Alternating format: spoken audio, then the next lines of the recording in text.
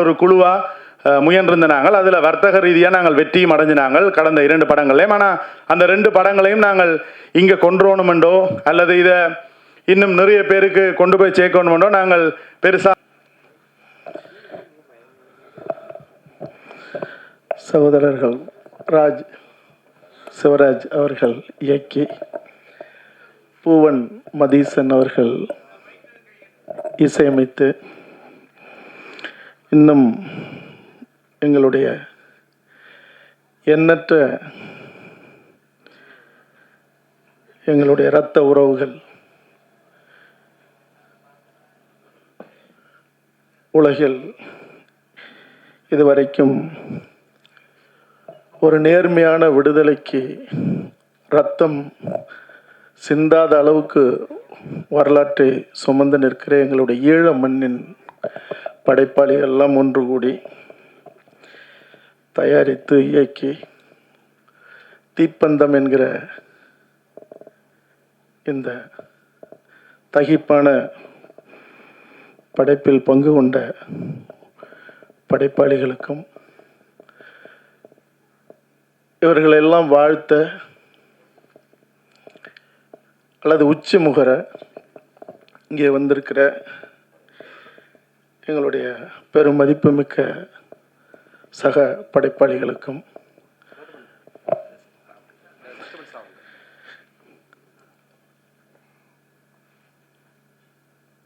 நம்மளுடைய ஈழ மண்ணிலிருந்து வந்திருக்கிற இந்த படைப்பெல்லாம் பார்த்து அவர்கள் ஒரு உறுதியோடும் ஒரு பெருநம்பிக்கையோடும் தொடங்கியிருக்கிற படைப்பை நாமளும் கொண்டாடணும், வாழ்த்தணும். உலகம் முழுக்க தமிழர்கள்கிட்ட மட்டும் இல்லை, மனித இனத்துக்கு எடுத்துகிட்டு போகணும் அப்படிங்கிற ஒரு பெரும் வேட்கையோடு இங்கே வந்திருக்கிற நாங்கள் என்றும் மதிக்கிற எங்களுடைய ஊடக சகோதர சகோதரிகளுக்கும் உங்கள் அனைவருக்கும் என்னுடைய வணக்கம். இந்த படைப்பை அதனுடைய தரத்தை மதிப்பிடுவதை விட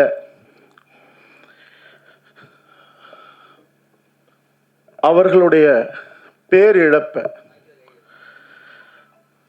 அவர்களுடைய வலிய, அவர்களுடைய நிலமிழப்பை, உயிரிழப்பை எல்லாத்தையும் தாண்டி அவர்களுடைய மானம் இழப்பை அவர்கள் இப்பொழுதுதான் சொல்ல தொடங்கியிருக்காங்க. இது ஒரு முக்கியமான ஒரு தொடக்கம். அதை பதிவு செய்து இந்த உலகத்துக்கு நாங்கள் எவ்வளோ பெரிய உன்னதமான படைப்பாளிகள்னு அவங்க காட்ட வரல. எங்களுடைய வலியை இனிமேலாவது மனித சமூகம் உள்வாங்குங்கள், உணர்ந்து கொள்ளுங்கள் அப்படிங்கிறதுக்காகத்தான் கடல் கடந்து இங்கே வந்திருக்காங்க. கிட்டத்தட்ட 50களிலே கடல் கடந்து வந்து நம்மள்கிட்ட ஆதரவு கேட்டவர்கள் தங்களுடைய இன விடுதலைக்காக.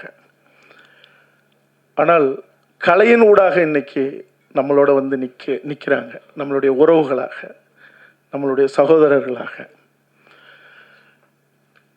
இந்த படைப்பில் பேசப்பட்ட செய்திகள் மிக மிக முக்கியமானது. அவர்கள் இன்னும் கூட உறுதியாகவும் உக்கரமாகவும் இந்த படைப்பில் அவங்களால சொல்ல முடியும். ஒரு படைப்பாளியே எனக்கு தெரியும். ஆனால் இலங்கையில் வெளியிடுகிற ஒரு படைப்பாக, இலங்கை மண்ணில், ஈழ மண்ணில் வெளியிடுகிற ஒரு படைப்பாக அவர்கள் முடிந்த வரைக்கும் முயன்று இந்த படைப்பில் சில செய்திகளை சொல்லியிருக்காங்க. இன்னைக்கு இருக்கிற இந்த காலகட்டத்தில் அந்த படைப்பில் நீங்கள் தொடக்கத்திலே பார்க்கலாம். நினைவு கஞ்சி அந்த குடிக்கிற முதல் ஷாட், அது முதல் காட்சி. அது மே 18. அந்த கஞ்சிக்கு போடுறதுக்கு உப்பு கூட இல்லை முள்ளிவாய்க்கால் மண்ணில். வெறும் குண்டுகள் மட்டுமே விழுந்தது. தாங்கள் கூட பசியாராமல் எங்களுடைய தாய்க்கும் தாய்மொழிக்கும் சமமான எங்களுடைய தமிழீழ தேசிய தலைவர் தன் படைக்கு உத்தரவிட்டது. நம்மை நம்பி இருக்கிற, நம்ம காத்து நிற்போங்கன்னு நம்மளோடு உயிரை பிடித்து கொண்டு உயிருக்கு உயிராக ஓடி வந்த நம்மளுடைய மக்கள், நம்மளுடைய பிள்ளைகள், பிஞ்சு குழந்தைகள் உயிரோடு இருக்கணும். செத்தது போகன்னு ஊற்றப்பட்ட அந்த கஞ்சிக்கு உப்பு கூட இல்லை. ஆனால் அந்த கஞ்சியை மறந்துடக்கூடாது. அந்த பெருவழியை, அந்த உயிர் வழியை மறந்துடக்கூடாதுங்கிறதுக்காகத்தான் மே 18 உலகம் முழுக்க வாழுகிற தமிழர்கள், இந்த வழியை உள்வாங்கின தமிழர்கள், இன்றும் மே 18 வசதியோடு வாழ்ந்து கொண்டிருக்கிற தமிழர்களும் கஞ்சி குடிக்கிறாங்க. ஆனால் அதை உணராத, உள்வாங்காத, அந்த மண்ணிலேயே பிறந்த ஈழ மண்ணல், முள்ளிவாய்க்காக இருக்கட்டும், மட்டக்களப்பாக இருக்கட்டும், யாழ்ப்பாணமாக இருக்கட்டும், கொழும்பாக இருக்கட்டும், கிளிநொச்சியாக இருக்கட்டும், எல்லா இடத்திலும் இருக்கிற இன்றைய இளைய தலைமுறை, குறிப்பாக 15-20 வயது உள்ளவர்கள், யுத்தம் நடந்து 15 வருஷம் ஆச்சு. ஆனால் அவங்கெல்லாம் இந்த யுத்தத்தை, இந்த பேரிழப்பை, இந்த பெரும் ஓலத்தை மறந்து இன்னைக்கு மயக்க நிலையில் கிடத்தப்பட்டிருக்கிறார்கள். காரணம் அவர்கள் மட்டும் இல்லை, அங்கு ஆள்கிற அதிகார வர்க்கமும் அது ஒரு காரணம். எல்லாத்தையும் மழுங்கடிக்கப்பட்ட ஒரு நிலையில், போதை வயப்படுத்தப்பட்ட ஒரு நிலையில், சினிமா கவர்ச்சி உட்பட, ஏன்னா அங்கேயும் இருக்கிற அஜித் விஜய் படங்களுக்கு இன்னைக்கு கிளிநொச்சிலையும் யாழ்ப்பாணத்திலையும் முல்லைத்தீவிலையும் இன்னைக்கு பாலாபிஷேகம் பண்ணுற, இரத்த அபிஷேகம் நடந்த அந்த மண்ணில் இன்னைக்கு அதெல்லாம் மாற்றப்பட்ட அந்த நிலையில தான் அதனுடைய விழுதாக, வேர்களாக வந்த எங்கள் வீட்டு பிள்ளைகள், எங்களுடைய சகோதரர்கள் இன்னைக்கு இதெல்லாம் மறந்துடக்கூடாதுங்கிறதுக்காக தான், அதை மீட்டெடுப்பதற்காக ஒரு புதிய தீப்பந்தத்தை இப்போதாவது தொடங்கலாம். தொடங்கினாதான் இனி வருகிற தலைமுறையாவது நாம் எவ்வளோ பெரிய இழப்பை இழந்திருக்கோம் அப்படின்னு அவர்களுக்கு நினைவூட்டுவதற்காக இந்த படைப்பை தொடங்கியிருக்கிறார்கள். அதை தமிழ்நாட்டுக்கு வந்து தமிழ்நாட்டின் படைப்பாளிகளோட, எங்களுடைய தமிழர் தொப்புள் கொடி உறவுகளோட இதை பகிர்ந்து, அவர்களை முன்னாடி சொன்னது போல தன்னுடைய திறமையை காட்ட வரல. எந்த சூழ்நிலையிலும் எங்கள் மண்ணை, எங்கள் இனத்தை, எங்களுடைய உரிமையை கைவிட்டு விடாதீர்கள், எங்களுக்காக நில்லுங்கள்னு உரிமையோட உயிரால ஒரு உயில் எழுதி தீப்பந்தமாக இங்கே ஏற்றி வச்சிருக்காங்க. ஏன்னா ஒரு 15 ஆண்டுகளாக, குறிப்பாக 10 ஆண்டுகளாக இதே மேடையில் எங்களுடைய ஊடக சகோதரர்கள்ட்ட நான் சொல்லியிருக்கேன், என் உயிர் மூச்சுங்கிறது நான் முன்னாடி சொன்னது போல் சந்தனக்காடை நான் படிச்சுட்டேன். முந்திரிக்காட்டில் இன்னும் தமிழரசன் வரலாறு இருக்குது. இந்த உலகம் தலகுனிய கதறி அழ அழ இந்திய தேசம் உட்பட எங்களை அழிப்பதற்கு காரணமான அதிகார வர்க்கங்கள், அவர்கள் கல்லறையில் விழுந்து கிடந்தாலும் கூட தோண்டி எடுத்து துப்புகிற படைப்புகளாக என் இனத்தின் படைப்புகளை படைச்சதுக்கு அப்புறம் தான் என் தலை சாயும்னு சொல்லியிருக்கேன். ஆக அப்படிப்பட்ட நிலையில் ஓடி ஓடி ஐநா சபைக்கு 3 முறை போகும்போதும், ஐரோப்பா நாடுகளுக்கு போகும்போதும், லண்டன் போகும்போதும், அல்லது கனடா பல முறை போகும்போது கூட மீதம் இருக்கிற தளபதிகளையும் போர் வீரர்களையும் புலி வீரர்களையும் சந்தித்து அந்த வரலாறுகளை கேட்க உடல் சிலிர்க்கிறதுல ஆன்மா வரைக்கும் சிலிர்த்து அது அடங்காமல் இருக்கு. அது படைப்பாக வரும்போது தான் அது தீரும். ஏன்னா இந்த படைப்பு ஈழத்துக்காக மட்டும் சொல்லப்பட்ட ஒரு படைப்புன்னு நினைச்சா அது நம்மளுடைய புரிதலின்மை தான். 70களில் தரப்படுத்துதல் அப்படின்னு அங்கே வந்ததே கல்வியை வரையறைப்படுத்தது. ஒரு அளவுகளுக்காக சொல்கிறேன். சிங்களவன் 35 மார்க் எடுத்தால் அவன் படிக்க போகலாம், மருத்துவமோ பொறியியலோ. ஆனால் 70 மார்க் எடுத்தால் கூட தமிழர்களுக்கு இல்லை. அதில் சொல்லப்படுற அந்த குறியீடுங்கிறது இங்கே இருக்கிற நீட்டுக்கு சமமானது. அதனால தான் நீட்டுக்கு அனிதா வீட்டிலேருந்து எல்லா இடத்துலையும் உக்கரமாக நின்று தமிழினம் போராடிச்சு. அதே நிலை தான் இங்கேயும். உங்களுக்கு கல்வி உரிமை மறுக்கப்பட்டால் வேலை உரிமை மறுக்கப்படும்.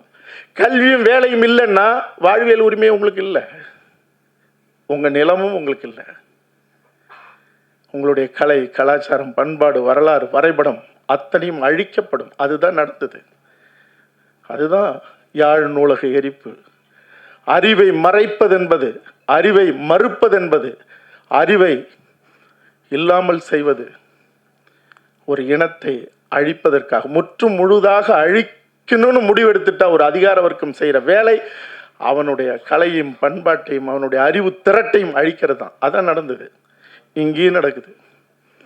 வள்ளுவனை மறைக்கிறதுல இருந்து, வள்ளலாரை மறைக்கிறதுல இருந்து, மருத்துவ படிப்பு, கல்வி எல்லாம் மறுக்கப்படுறதும் ஒதுக்கப்படுறதும்.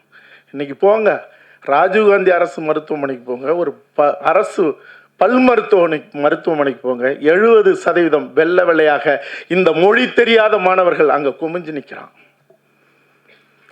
இன்னைக்கு வேகமாக 30% பிற மாநிலத்தவர்கள் உள்ள வந்துட்டான். எந்த மாநிலத்திலையும், சில மாநிலத்துக்குலாம் இப்ப மணிப்பூர்ல ஏன் சண்டை நடக்குது? மணிப்பூர்ல பூர்வகுடி மக்கள் வாழ்கிற இடத்துல ஒரு சென்ட் எவனும் வாங்க முடியாது. ஆக அவனுள்ள அடிச்சு அப்புறப்படுத்தினாதான் உள்ள போக முடியும், இந்த கனிம வளத்தை திருட முடியும். இப்ப இங்க அதெல்லாம் இல்லை. இங்க கூட்டம் கூட்டமா வந்துட்டான்.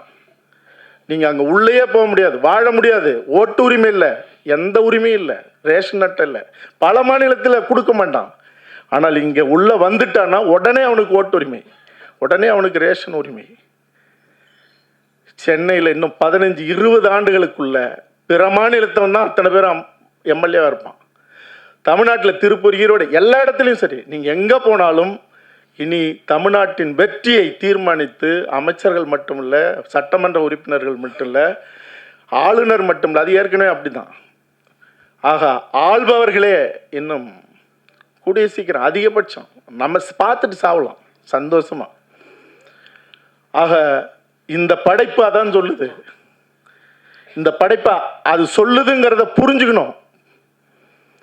அவர்களை மட்டும் காப்பாற்றுங்கள், எங்களை காப்பாற்றுங்கள், எங்களை மட்டும் காப்பாற்றுங்கள்னு அவங்க வரல.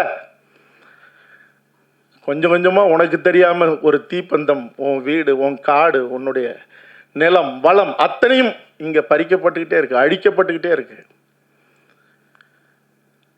திலீபன் நினைவாலயம்னு ஒரு இடத்துல வருது.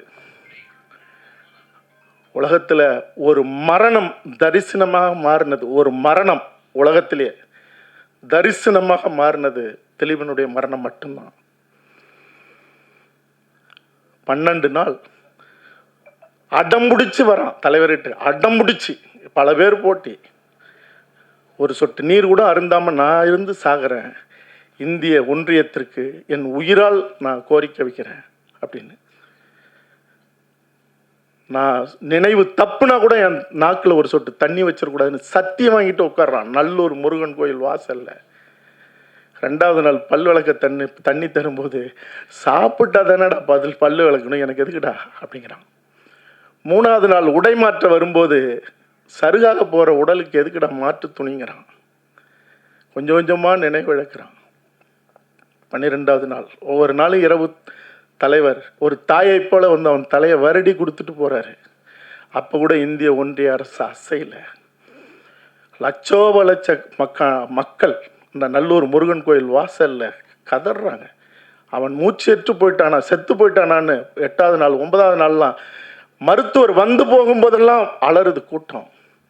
மருத்துவர் திரும்பி நின்று, பயமில்லை, இறப்பு நிகழல, சாகலைன்னு சொல்லும் போதுதான் ஆசுவாசப்பட்டிருக்கு. இரவு பகல்னு இப்படி கடந்து 12வது நாள் எந்த அசைவும் இல்லாத சருகா கிடக்கிற அந்த திலீபனை மருத்துவர் வந்து பார்க்கிறாரு.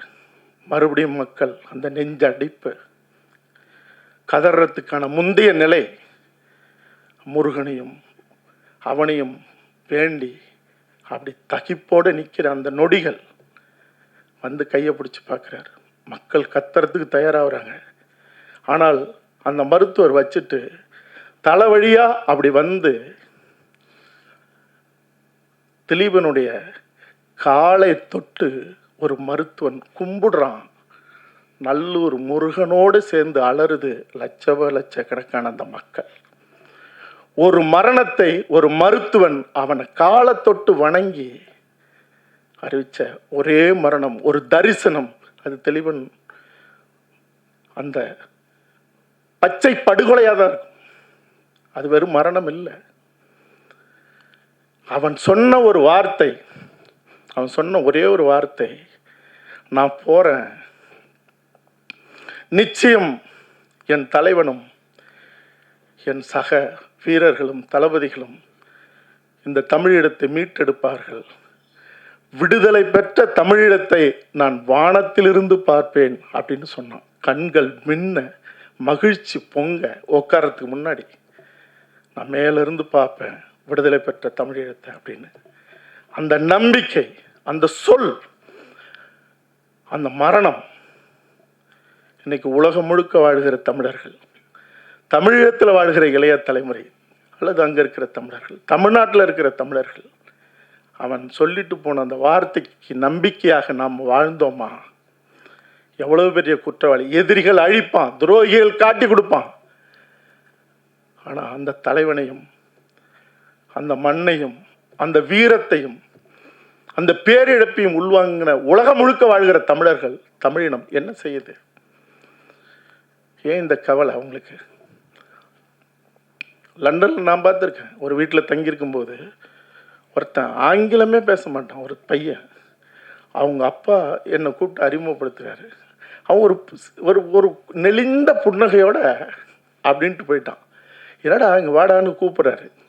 எத்தனையோ இடத்துல நெகிழ்வான சம்பவங்கள், அது வேற.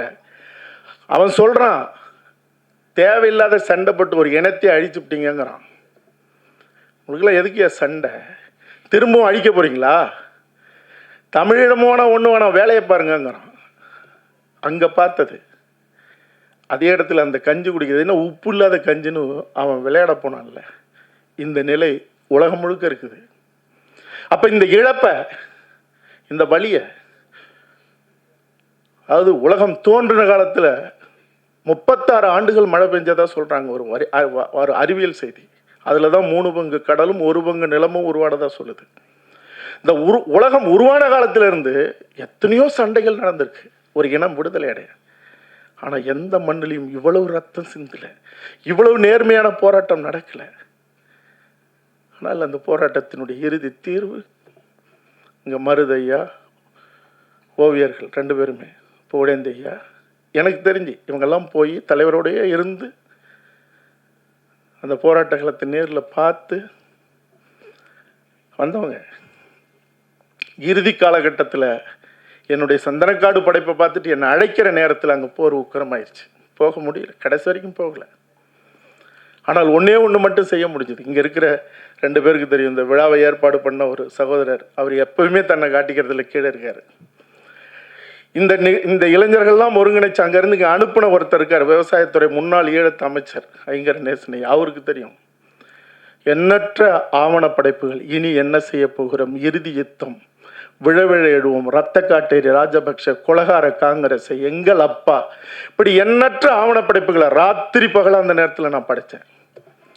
அந்த ரத்த சகதிகள் கிடக்கிற எங்கள் வீட்டு பிள்ளைகள், பெண்கள், நம்மளுடைய போராளிகள் கை காலு செதஞ்சி சின்ன நம்ம எடுத்து கோத்து கோத்து கோத்து ஆவண படைப்புகளாக செஞ்சேன். இனி அந்த படைப்புகளை யாரெல்லாம் பிரதி எடுத்தாங்களோ தூக்குனாங்க. ஒரு முறை இங்கே ஜெயசித்ரா அவர்களுடைய ஸ்டுடியோ கோடம்பாக்கம் பக்கத்தில் ஒரு படைப்பை செஞ்சுட்டு இருக்கேன். எடுத்து செஞ்சு பாரதிராஜா சார் ஆஃபீஸ்க்கு எடுத்துகிட்டு போகணும். போலீஸ் சுற்றி ரவுண்ட் அப் பண்ணிடுச்சு. அதை மீறி இப்போ அவங்க 2 பேரும் லண்டனில் இருக்காங்க. அதில் ஒரு சகோதரர் யோகன், இன்னொருத்தர். அவங்கள வர சொல்லி போலீஸ், நல்ல வேலை அது அது ஒருத்தர் தெலுங்குக்காரர் அங்கே இருந்தார், ஜெயசித்ரா அவங்க அம்மா வந்து.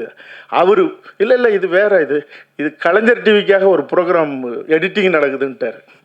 அப்போ இருந்த ஆட்சி அவங்க ஆட்சி. அப்படியே வெளியில் போனாங்க. இல்லாட்டினா சுற்றி வளைச்சிருந்தா அன்னைக்கு தூக்கியிருப்பாங்க. எதுக்குன்னா அப்படியெல்லாம் பெரும் பதட்டத்தோடு எடுத்துகிட்டு வந்து ஒரு டிவிடியை கொடுத்து வேற ஒரு பக்கம் அனுப்பிவிட்டு இன்னொரு டிவிடி அங்கே எடுத்துகிட்டு போகிறோம். அங்கே எல்லாம் செல்வமணி சார், வடிவேலு, அவங்கவுங்க எல்லாம் உட்காந்துருக்காங்க. ஏற்கனவே சொல்லியிருக்காங்க, என்ன ரெடியாச்சான்றாங்க. இப்போ சிக்கல் ஆகுதுன்னா அது ரொம்ப தேர்தல் காலகட்டம் வேற. எடுத்துகிட்டு போய் கொடுத்துட்டு ஓரமாக உட்காந்து அந்த மனநிலை இருக்குல்ல, இதை பார்க்கும்போது எனக்கு தோணுச்சு, அந்த ஹார்ட் டிஸ்கை, அந்த படைப்பை அதை எடுத்துட்டு எப்படியாவது அதை காப்பாற்றி வைக்கணுங்கிற அந்த போராட்டம் இருக்குல்ல, அது இந்த படைப்பில் மட்டும் இல்லை, நான் மட்டும் இல்லை, எண்ணற்ற இந்த மண்ணையும் இனத்தையும் அந்த வீரம் செறிந்த விடுதலை போராட்டத்தையும் உலகத்தில் எந்த இலக்கியமும் இந்த உலகம் தோன்றின காலத்திலிருந்து அப்படி ஒரு தலைவனை பாட முடியாது. அப்படி ஒரு பதிவு இல்லை. இந்த உலகம் அழிய போகிற காலத்தில் கூட அண்ணன் பிரபாகரனை போன்ற ஒரு மாவீரன், பரிசுத்தமான ஒரு பெரும் தலைவன் இந்த உலகத்தில் பிறக்கப்படுறது.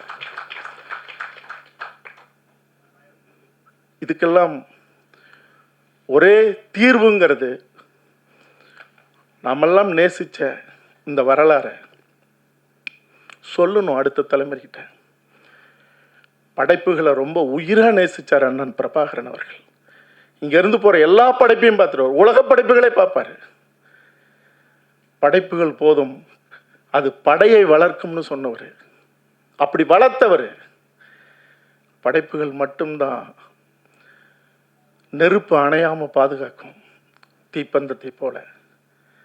அதனால் இன்னைக்கு உலகத்தில் ஈரானிய படைப்புகள் ஒரு 10 ஆண்டுகளுக்கு முன்பே பெரும் பரபரப்பை ஏற்படுத்துச்சு. அதுக்கப்புறம் எதுவுமே இல்லை.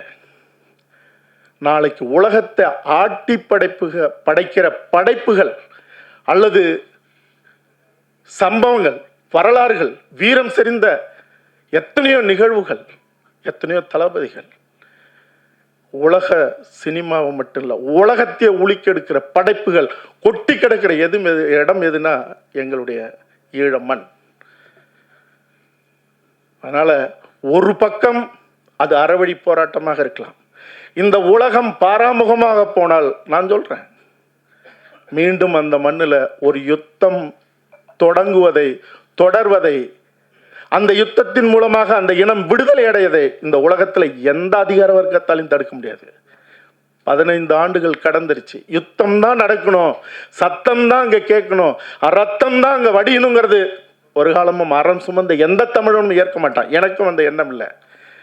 ஆனால் இந்த உலகம் வேடிக்கை பார்க்க 34 நாடுகள் சேர்ந்து அடிச்சு சிதைச்சு முடிச்ச அந்த மண்ணுக்கான நீதியை இந்த உலகம் தரலன்னா அது இயற்கை வழிகாட்டும், அது வேற வழியே இல்லை.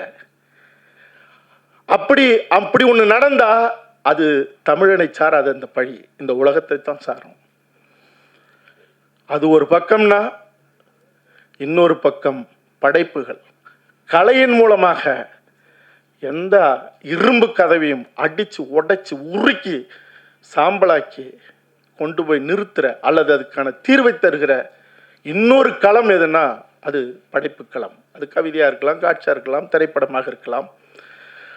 ஆக இப்படி ஒரு தீப்பந்தத்தை ஏந்தி தொடங்கி வச்சிருக்கிற என்னுடைய இரத்த சொந்தங்கள், என்னுடைய சகோதரர்களுக்கு அத்தனை பேருக்கும் என்னுடைய மனம் நெகிழ்ந்த நன்றிகளையும் வாழ்த்துக்களையும் சொல்லி இணைஞ்சு நிற்போம். எல்லாத்திலையும் வாழ்த்துக்கள். நன்றி, வணக்கம்.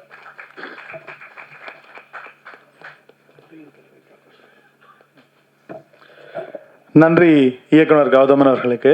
தொடர்ந்து கில்டு தலைவர் ஜாகுவார் தங்கம் அவர்களை பேசுவதற்கு அழைக்கிறேன்.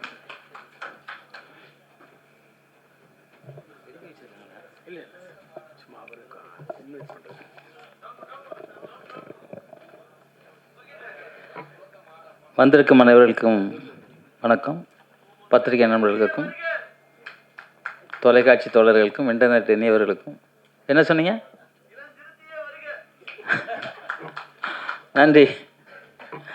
அனைவருக்கும் வணக்கம். தீப்பந்தம் அது நான் நினச்சி வந்தது என்னென்னா, ஒரே அடித்தடியாக இருக்கும், விட்டு குத்தாக இருக்கும்னு நினச்சிட்டு வந்தேன் வரும்போது. அப்புறம் இது பார்க்கும்போது பார்த்தா அவங்கக்கிட்ட இருந்து என்ன தெரியுதுன்னா, அவங்கள பொறுத்த வரைக்கும் டைரக்டர் தயாரிப்பாளருக்கு என்ன தெரியுதுன்னா, ஒரு சமாதானமாக இருக்கலாம் அப்படிங்கிற மாதிரி தோணுது எனக்கு. உண்மை தானே? இல்லை, சமாதானம் வேண்டாம். ஓகே. ஏன்னா நான் இப்போ வரும்போது தான் ஒரு புக்கு படித்தேன். ஏலத்தை பற்றி ஒரு 800 ரூபாய்க்கு ஒரு புக்கு வாங்கியிருந்தேன். அப்பவும் வாங்கியிருந்தேன், இப்போ படித்து பார்த்தேன். அப்போ நம்ம தமிழர்கள் என்னென்ன கொடுமைப்படுத்தி செத்தாங்க அப்படிங்கும்போது அது படிக்கும்போதே நமக்கு ஒரு மாதிரி ஆயிடுச்சு. இப்போ கௌதம் சார் மிக அற்புதமாக பேசுனாங்க. நமக்கு அந்த அளவு பேச தெரியலன்னா கூட, என்னை பொறுத்த வரைக்கும் ஒரு ஜப்பானில் அணுகுண்டு போட்டாங்க. ஒரு பொண்ணு துணியை கழட்டி போட்டு நிர்வாணமாக ஓடிச்சு. அதோடு அந்த சண்டையை உலக நாடுகள் நிறுத்திச்சு. அதெல்லாம் கம்பேர் பண்ணும்போது இலங்கையில் நடந்த சண்டை பார்த்திங்கன்னா உலகம் வந்து அத்தனையும் வந்து இலங்கை தமிழர்களுக்கு வந்து பாதுகாப்பாக நின்றுருக்கணும், நிற்கலை. அப்போ உலகம் இல்லை. அவங்க வந்து எதுக்காகவும் ஆசைப்படுறாங்க. இப்போ வந்து ரஷ்யாவுக்கும் உக்ரைனுக்கும் சண்டை நடக்குது, இஸ்ரேலுக்கும் காசாவா அங்கே சண்டை நடக்குது, போட்டுக்கிட்டே இருக்கானுங்க குண்டை. இவன் எல்லாம் நல்லா இருக்கானுங்க, அந்த மக்கள் தான் செத்துக்கிட்டு இருக்காங்க. வேணா அதிபர் யாராவது செத்துருக்காங்களா? யாரும் சாகலை. சாகிறதுலாம் மக்கள் மக்கள் மக்கள் தான், அவ்வளோதான். அவங்க சாப்பாடு கையாந்துறதை பார்க்கும்போது நமக்கு கண்ணீர் வருது. ஏன்னா அந்த டைமில் நம்ம உட்காந்து சாப்பிட்டுக்கிட்டு இருக்கோம் பார்த்திங்கன்னா அது வந்து தாங்கவே முடியல. என்னடா பண்ண முடியும்? ஒருவேளை நம்ம கடவுளாக இருந்தால் எல்லாத்தையும் அப்படி சவிச்சிடலாமா அப்படின்லாம் நினைக்க வேண்டியிருக்கு. எனக்கு வந்து நான் சண்டை மாஸ்டர் தான், ஆனால் உலகம் நிம்மதியாக இருக்கணும் அப்படின்னு நான் நினைக்கிறேன், என்னை பொறுத்த வரைக்கும். ஏன்னா யாருமே கஷ்டப்பட்டு வாழக்கூடாது. ஏன்னா ஒரு 100 வயசு 120 வயசு வரைக்கும் ஒரு மனுஷன் வாழ்வான் அப்படின்னு நம்ம சித்தர்கள்லாம் சொல்கிறாங்க. அப்படி பார்க்கும்போது அதில் வந்து ஒரு 20 வயசு வரைக்கும் படிப்பு அதுக்கு போயிடும். அப்புறம் ஒரு 20 வருஷம் கல்யாணம் பண்ணி குழந்தை பிறகு அதுக்கு போயிடும். ஒரு 30-40 வருஷம் தூக்கத்தில் போயிடும். அப்புறம் இந்த சண்டை அது சரியாக போயிடும். குடும்ப சண்டை, அந்த சண்டை, நண்பர்களுக்கு சண்டை, துரோகிகள் சண்டை, அப்படி சரியாக போயிடும். வாழ்கிறதும் 40 வருஷம்தான்.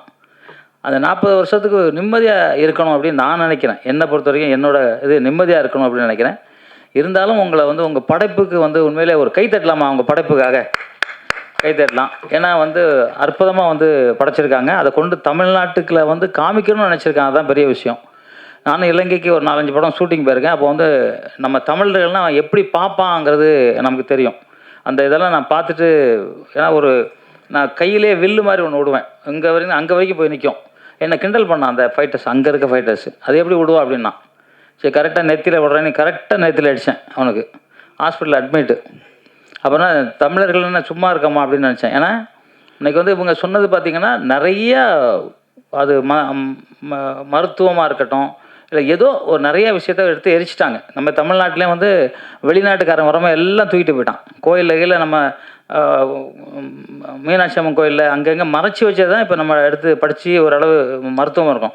உலகெல்லாம் கொரோனா வரும்போது நம்மளை காப்பாற்றுனது வெறும் கபசுர குடிநீர். அப்போ நம்ம சித்தர்கள் எவ்வளோ கண்டுபிடிச்சி நமக்கு கொடுத்துருக்காங்க. அந்த மாதிரி அற்புதமான சில விஷயங்களை எவ்வளோ பாதுகாக்கணும்னு நினச்சி தான் கொளுத்திட்டானுங்க அந்த துரோகிகள். அதை தான் நீங்கள் சொல்ல வரீங்க.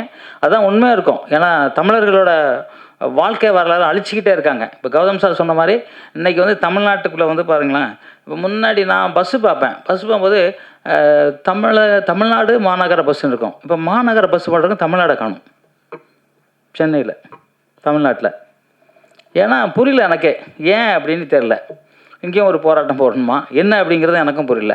ஏன் தமிழ்நாடு, இப்போ கேரளா போனால் அவங்க கேரளா போட்டிருக்காங்க, கர்நாடகா போனால் கர்நாடகா, தெலுங்கு தேசம் போனால் தெலுங்கு தேசம், பாம்பே போனால் மகாராஷ்டிரா, எந்த ராஜஸ்தான், எல்லா ஊர்லேயும் அந்த ஊர் போட்டு தான் பாடுறாங்க. இப்போ நம்ம ஊரில் மட்டும் தமிழ்நாடு எடுத்துட்டாங்க. ஏன்னே தெரில, யாரும் கேட்கல.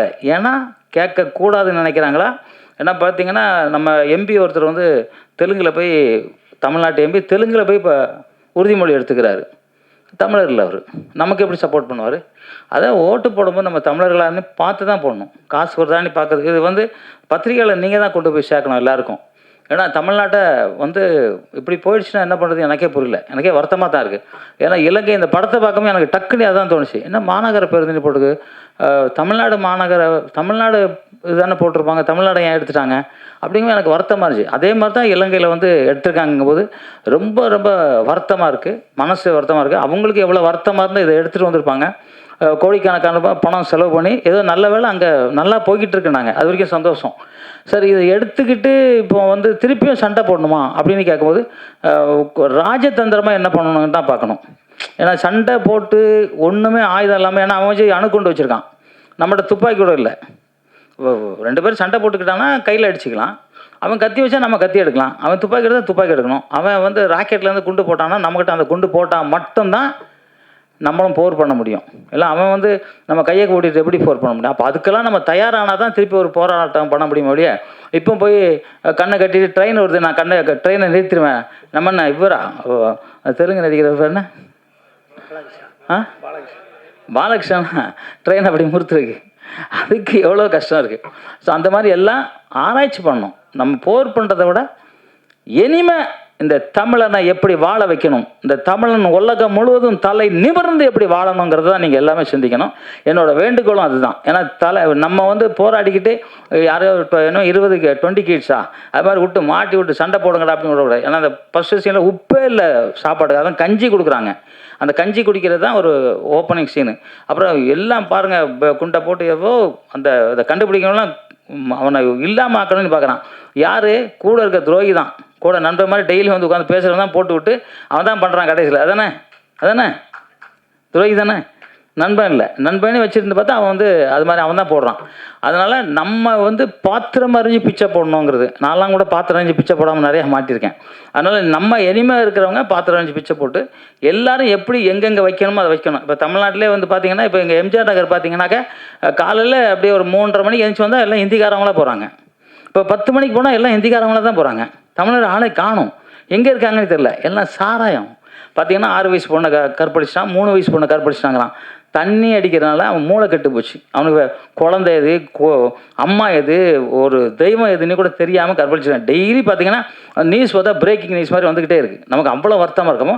சாராயம் குடிக்கிறது மட்டும்தான் இந்த அத்தனை பேரும் கெடுதல் அப்படின்னு நினைக்கிறோம். அந்த சாராயத்தை கொடுக்குறத விட்டு தொலைங்களேன். இந்த அரசாவது வந்து சாராயம் காய்க்கிறதா இருந்துச்சு, சாராயம் தயார் பண்ணுறதா காய்க்கிறது இல்லையோ, அதை விடுங்களேன். வரி போடுங்க, ஒவ்வொரு வீட்டுக்கும் அந்த எக்ஸ்ட்ரா வரி போடுங்க. அரசு நடத்துறதுக்கே உங்களுக்கு வந்து காசு இல்லை. அப்போ என்ன பண்ணோம், வரி தான் இப்போ போட்டிங்களா, கரண்ட் பில் ஏறி இருக்குது, வீட்டு வரி ஏறி இருக்குது. அது மாதிரி நடந்தா வரி உட்காந்தா வரின்னு போடுங்க. போட்டுட்டு இந்த சாராய கடை ஒழிங்க. ஏன்னா மக்கள் நல்லா இருக்கணும். கஞ்சா அப்படின்னு இல்லை, நிறைய சாராயம் தான் குடிச்சு ரோட்டில் டான்ஸ்லாம் ஆடுறாங்க. பஸ்ஸை அப்படி நிறுத்திக்கிறாங்க. அந்த பாலாயா படம் பார்த்தோம்னா பஸ்ஸை நிறுத்துறான் போய் தண்ணி அடிச்சு. இப்போ நானே நினைப்பேன், என்னடா இவன் காரை அப்படி நிறுத்தினா காரை ஏற்றணும்னு நினைப்பேன், மேலே ஏற்றணும்னு தான் நினைப்பேன். தண்ணி அடிச்சானா அப்படி தோணுது. ஏன்னா அதனால் அதெல்லாம் மறந்துடணும். நீங்கள் தான் போராடணும், பத்திரிகையாளர் தான் போராடணும். ஆமாம், நீங்கள் தான் போராடணும். நாங்கள் உங்கள் கூட நிற்போம். இல்லை நாங்கள் போராடுறோம், நீங்கள் எங்கள் கூட இல்லைங்க.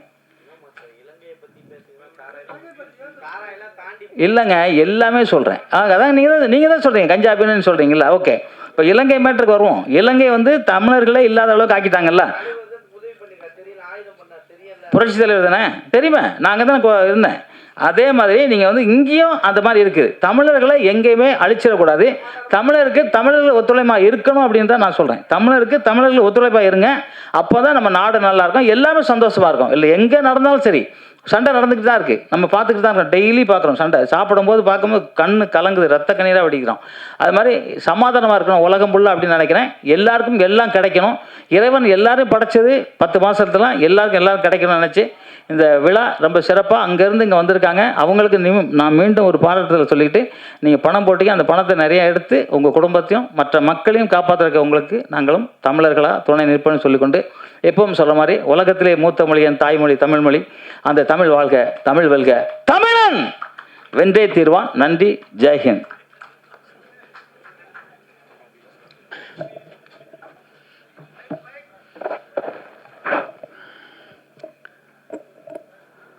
அனைவருக்கும் வணக்கம். ஏற்கனவே நேரம் நெருங்கிவிட்டது.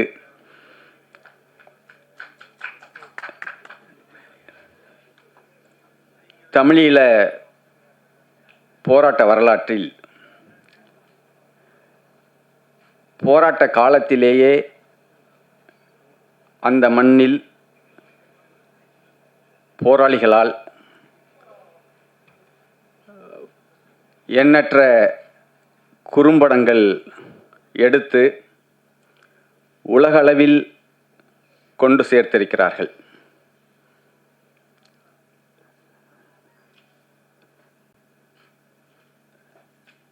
வழிநடத்தலில், பார்வையில் அந்த படங்கள் செப்பனிடப்பட்டிருக்கின்றன.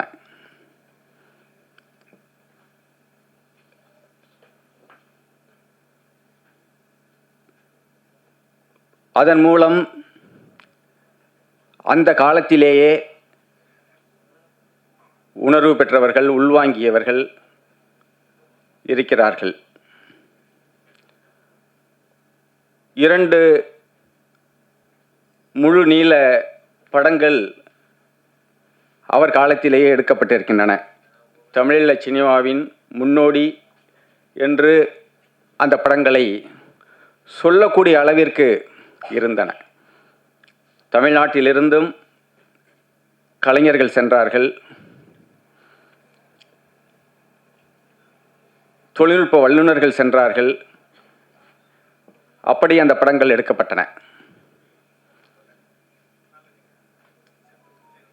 12/6/2005 அன்று, இன்றைக்கு 11/6, 12/6/2005, சரியாக 20 ஆண்டுகளுக்கு முன்பு இந்த திரைப்பட உருவாக்கம் குறித்து, திரைப்பட ஆக்கம் குறித்து என்னிடம் உரையாடுகின்ற பொழுது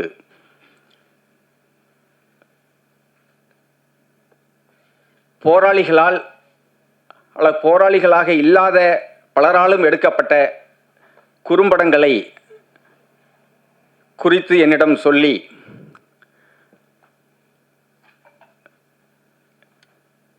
அந்த படங்களை பலவற்றை நானும் பார்த்திருக்கிறேன் அந்த மண்ணில். அப்படிப்பட்ட அந்த படங்கள் அவர்களுக்கு தெரிந்த அளவில் எடுத்து கொண்டிருக்கிறார்கள். புரிந்த அளவில் இருக்கக்கூடிய தொழில்நுட்ப வசதிகளை வைத்து, அறிந்து கொண்ட தொழில்நுட்ப அறிவை கொண்டு அந்த திரைப்படங்களை எடுக்கிறார்கள், தொகுப்பாக்கம் செய்கிறார்கள், எடிட்டிங் செய்கிறார்கள், டப்பிங் செய்கிறார்கள். இன்னும் சொல்லப்போனால் ஆங்கில படங்கள் பலவற்றை தமிழாக்கம் செய்து வெளியிட்டு போராளிகளுக்கும் போட்டு காண்பித்து அதன் மூலம் சில நுட்பங்களை சொல்லி தந்து கொண்டிருக்கிறார்கள். அப்படிப்பட்ட ஒரு நிலையில் அவர்கள் அறிந்தவற்றை, புரிந்தவற்றை, தெரிந்தவற்றை வைத்துக்கொண்டு இவற்றை உருவாக்குகின்றார்கள் என்று சொன்ன பொழுது உண்மையிலேயே சிறந்த ஆக்கங்களை அவர்கள் தந்திருந்தார்கள். ஆனால் அவர் விரும்பியது தமிழ்நாட்டில் தொழில் நிபுணத்துவம் உரியவர்கள் இருக்கிறார்கள், அந்த நிபுணத்துவத்தை தமிழீழ மண்ணில் போராளிகளுக்கும் அதில் ஆர்வம் உள்ளவர்கள் மக்களுக்கும் அதை கற்றுத்தர வேண்டும் என்கின்ற ஒரு அவாவை அவர் கொண்டதனுடைய அடிப்படையில்தான் சில பணிகள் அங்கு நடைபெற்றன. விரிவாக பேசுவதற்கான நேரம் இல்லை. சரியாக 20 ஆண்டுகளுக்கு பிறகு இன்றைக்கு ஒரு நாள் முன்பு 11/6/2025, சரியாக 20 ஆண்டுகளுக்கு பிறகு இந்த படத்தை இங்கே திரையிட்டு கொண்டிருக்கிறார்கள். உண்மையிலேயே இந்த தீப்பந்தம் திரைப்படத்தில் ஒரு கதையை உள்ளடக்கிய ஒன்றாக நான் இதை பார்க்கவில்லை. பல்வேறு கதைகள் இருக்கிறது. ஒவ்வொரு சொல்லிலும் ஒரு ஆயிரக்கணக்கான கதைகள். அறிவுச்சோலை என்று ஒரு பெயர் பலகையை காட்டுகிறார்கள், அந்த இடத்தை காட்டுகிறார்கள். அறிவுச்சோலை என்று சொன்னால் அதில் பின்னணியில் ஏகப்பட்ட ஏராளமான கதைகள் இருக்கின்றன. சிவகுமாரன் என்ற ஒரு பெயர் அங்கே குறிப்பிடப்படுகிறது.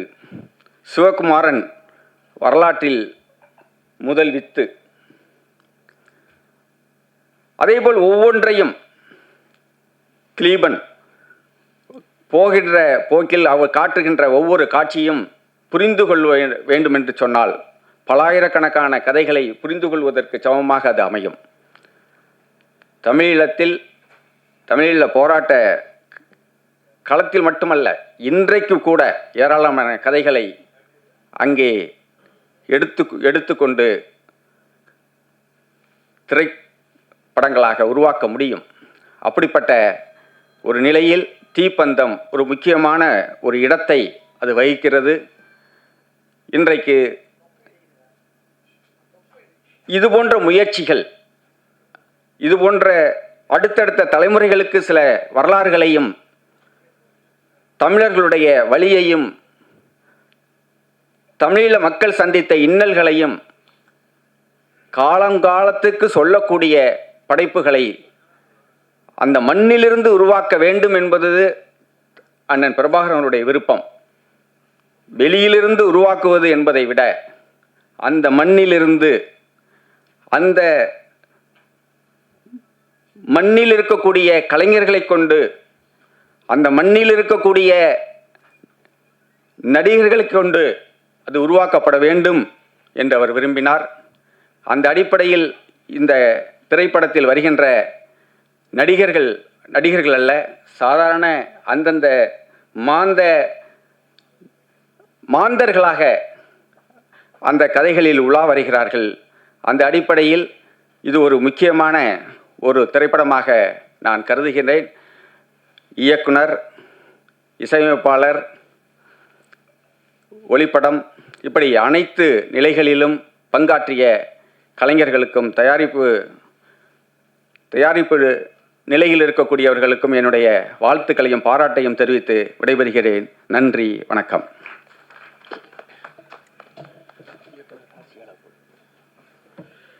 நன்றி புகழேந்தி ஐயா அவர்களுக்கு. அடுத்ததாக இயக்குனர் ராசி அழகப்பன் அவர்களை அழைக்கின்றோம்.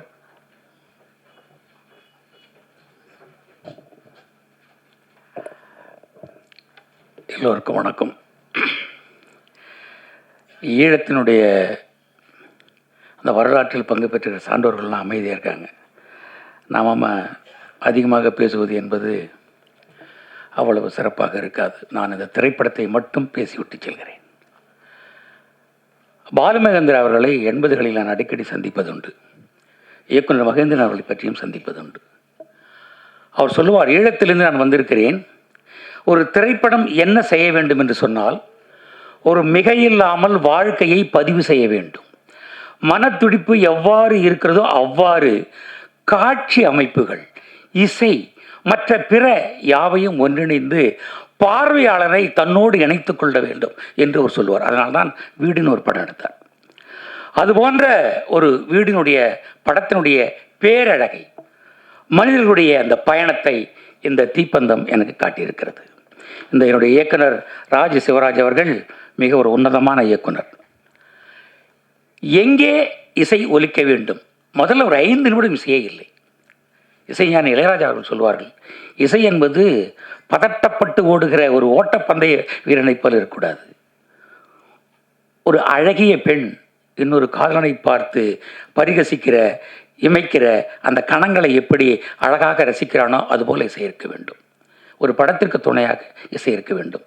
அப்படித்தான் எங்கே ஒலிக்க வேண்டுமோ அங்கே இந்த படத்தில் ஒலி இருந்தது. எனக்கு அப்படியே ஆரம்பகால இளையராஜா போல இந்த பூவன் மத்தீசன் இருந்தார். நான் கொஞ்சம் மிகையாக கூட சொல்லலாம். ஆனால் அதனுடைய நுட்பம் இந்த படத்தில் எனக்கு தெரிந்தது. ஒளிப்பதிவு யாரான்னு பார்த்தேன், கமல். கமல் கூட இவ்வளோ அழகாக ஒளிப்பதிவு செய்வாரா? இலங்கையிலே ஒரு கமல் இருக்கிறார் என்பது பெரிய மகிழ்ச்சி. எடிட்டர் அருண் யோகதீசன் ஒரு நதியினுடைய போகிற போக்கில் இந்த படத்தை காட்சி துணுக்குகளை அழகாக வைத்து பெரிய திருப்பங்கள், பெரிய சூட்சுமங்கள் எதுவும் இல்லாமல் ஒரு இலங்கையினுடைய பேரழகை, இழந்து போன தன்னுடைய கனவுகளை, இழந்து போன தன்னுடைய அந்த ஈரத்தை அழகாக ஒரு குறியீடு மூலமாக தீப்பந்தம் என்று சொல்லியிருக்கிறார். பந்தம் என்றால் உறவு, தீ என்றால் அகத்தி. இந்த அகத்தில் இருக்கிற தீ உறவுகளாக மீறி எல்லாரையும் கட்டுப்படுத்தியிருக்கிறது. நீங்கள் 20 நாட்களில் 4 பேர் ஒன்றிணைந்து எடுத்துக்கொண்ட படம் தமிழ் திரைப்படங்களில் உதாரணமாக நீங்கள் இருக்கிறீர்கள். இந்த படம் நீண்ட நாள் பேசப்படும். எங்கள் தமிழ் மண்ணில் நீங்கள் உயர்ந்து பேசப்படுவீர்கள். வாழ்த்துவார்கள். வணக்கம், வாழ்த்துக்கள், வணக்கம்.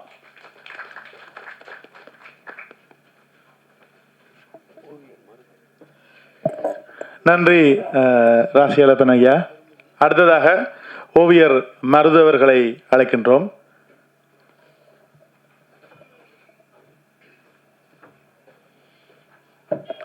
அனைவருக்கும் வணக்கம். எனக்கு அளவில்லாத மகிழ்ச்சி. ஒரு கிட்டத்தட்ட நான் பாரதி, தென் செழியன் எல்லாம் இதில் சம்பந்தப்பட்டிருக்கிற கலைஞர்களையும், இதற்கு முன்னால் முயற்சி செய்த மிக அரிய கலைஞர்களையும் எனக்கு எல்லாருக்கும் தெரியும். அந்த வகையில் இந்த ஒரு 25 ஆண்டுகளில் பார்த்ததில் திரைப்படத்தில் முயற்சியில் மிக உயரத்துக்கு வந்துருச்சு. அது அந்த உலகம் முழுமையிலும் அதுக்கு ஒரு பல்ஸ் ரேட் இந்த படத்தில் இருக்குல்ல, அந்த பல்ஸ் ரேட் தான் ரொம்ப பவர்ஃபுல்லான இதாக இருக்குதுன்னு நான் நம்புகிறேன் இந்த படத்தில். அந்த வகையில் ஒரு மிக அழுத்தமாகவும் தெளிவாகவும் வந்து இந்த படம் அதுலேயும் 20 நாள் தான் இதிலே ஷூட் பண்ணிட்டேன்னு சொல்லியிருக்காங்க. ரொம்ப கிளாரிட்டியோட தெளிவாக இருந்திருக்கிறாங்க இந்த க்ரூ. இந்த குழுவுக்கு உங்கள் அனைவருடைய சார்பாக என்னுடைய மனம் நிறைந்த வாழ்த்தை தெரிவித்துக் கொள்கிறேன். நன்றி, வணக்கம்.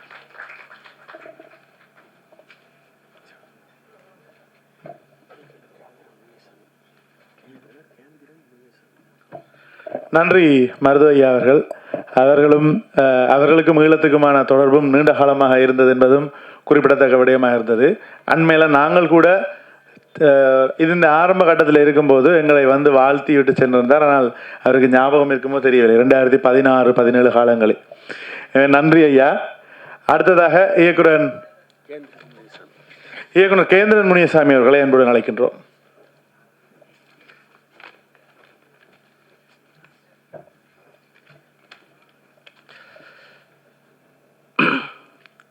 தீப்பந்தம் இந்த படத்தை வாழ்த்த வந்திருக்கும் பெரியவர்களுக்கும் அதை ஒளிப்பதிவு செய்து கொண்டிருக்கிற நம் பத்திரிகை நண்பர்களுக்கும் முதல்ல நன்றியை தெரிவிச்சுக்கிறேன்.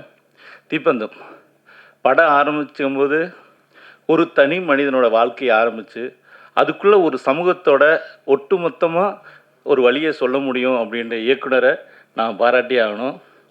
இசை எல்லாமே நல்லா இருந்துச்சு. ஒரு சினிமாங்கிறது ஒரு நாட்டில் ஒரு மொழியை சார்ந்து அந்த சமூகத்தோட மக்கள் அதோட வழி அதை சொல்கிறது தான் சினிமா. நீங்கள் பார்த்தீங்கன்னா கமர்ஷியலுங்கிற பேரில் என்னென்னமோ சொல்லுவாங்க, ஒரு வியாபார யுக்தியாக அது இருக்கும். அதெல்லாம் தாண்டி இந்த தீப்பந்தம் வந்து அந்த மக்களோட வழியை அழகாக சொல்லியிருக்கு. அதை எடுத்த இயக்குனர், ப்ரொடியூசர், இசையமைப்பாளர், அதில் பணியாற்ற அத்தனை பேருக்கும் வாழ்த்தை சொல்லி அதை வாழ்த்து வந்தவர்களுக்கு மீண்டும் ஒரு நன்றியை சொல்லி விடைபெறுகிறேன். நன்றி, வணக்கம்.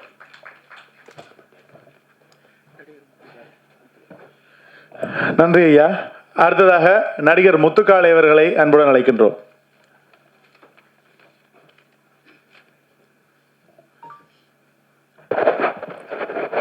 மேடையில் அமர்ந்திருக்கும் கலையுலக ஜாம்பவான்களுக்கும் பத்திரிகை ஊடக நண்பர்களுக்கும் வணக்கம். ஈழத்தை பற்றி முழுசாக தெரிந்த முன்னோடிகள் இங்கே இருக்கிறாங்க, அதுக்குள்ளே நான் போகலை. இந்த தீப்பந்தம் அப்படிங்கிற படத்தில் கூடிய என்னை பாதித்த ஒரு நடிகனாக 2-3 பதிவுகளை பற்றி நான் பண்ணிடுறேன். தீப்பிடிக்க தீப்பிடிக்க முத்தம் கொடுடா என்ற பாடல் வரிகளுக்கு மத்தியில் ஒரு தீப்பந்தம் ஏந்தி தீர்வு கேட்டு வந்திருக்கிறது என்று சொல்லலாம்.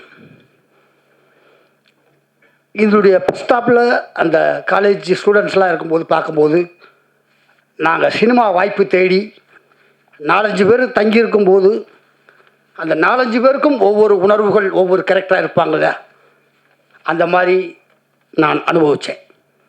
அந்த சீன்ஸ்லாம் எனக்கு அப்படி தான் பட்டது. அதுக்கப்புறம் அவர் அந்த கிணத்துக்குள்ளே விழுந்ததுக்கப்புறம் இவரை யார் கொலை பண்ணியிருப்பா அப்படின்னு பார்க்கும்போது பல வகையில் சந்தேகம் ஏற்படும் போது அந்த வெத்தலையை 2ஆக கிழிக்கும் போது ஒரு க்ளோஸ்அப் ஷாட் வரும்.